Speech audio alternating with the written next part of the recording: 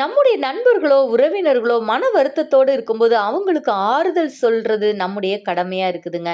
இதே மாதிரி தான் லாசரு மரித்தபோது, அவனுடைய சகோதரிகளுக்கு ஆறுதல் சொல்ல ஊரார் அநேகர் வந்திருந்தாங்க. ஆனா, அவங்க சொன்ன ஆறுதல் அந்த நேரத்துக்கு தான் மனதிற்கு இதத்தை தருமே தவிர, ஒரு நிரந்தரமான சமாதானத்தையோ, சந்தோஷத்தையோ தரப்போறதில்ல.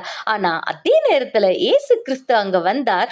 ஆற்றலுள்ள வார்த்தைகளை சொன்னார். அந்த ஊர்க்காரங்க pampering words and pitiable words தான் சொன்னாங்க. ஆனா நம்மை உண்டாக்கின சிருஷ்டி கர்த்தர் மனு அவதாரம் எடுத்த இயேசு கிறிஸ்து பவர்ஃபுல்லான வேர்ட்ஸ் சொன்னாருங்க. லாசருவை வெளியே வான்னு சொன்னாரு. அடுத்த நிமிடமே மரித்து போன லாசரு வெளியே வந்தாருங்க.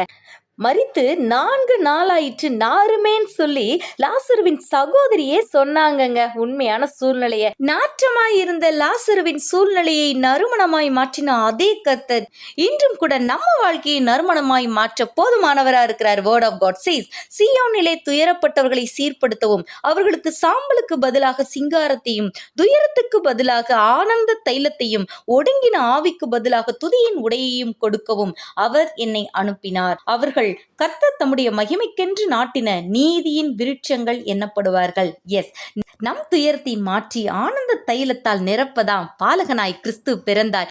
அண்ட சராசரங்களை சிருஷ்டித்த கர்த்தரே வார்த்தையை நமக்கு கொடுத்துட்டார். இனி என்னங்க கவலை? இந்த வார்த்தையை பிடித்து இந்த 2025 சந்தோஷமாய் கடந்து செல்வோம். நம் சாம்பல் எல்லாம் சிங்காரமாய் மாறும். God bless you.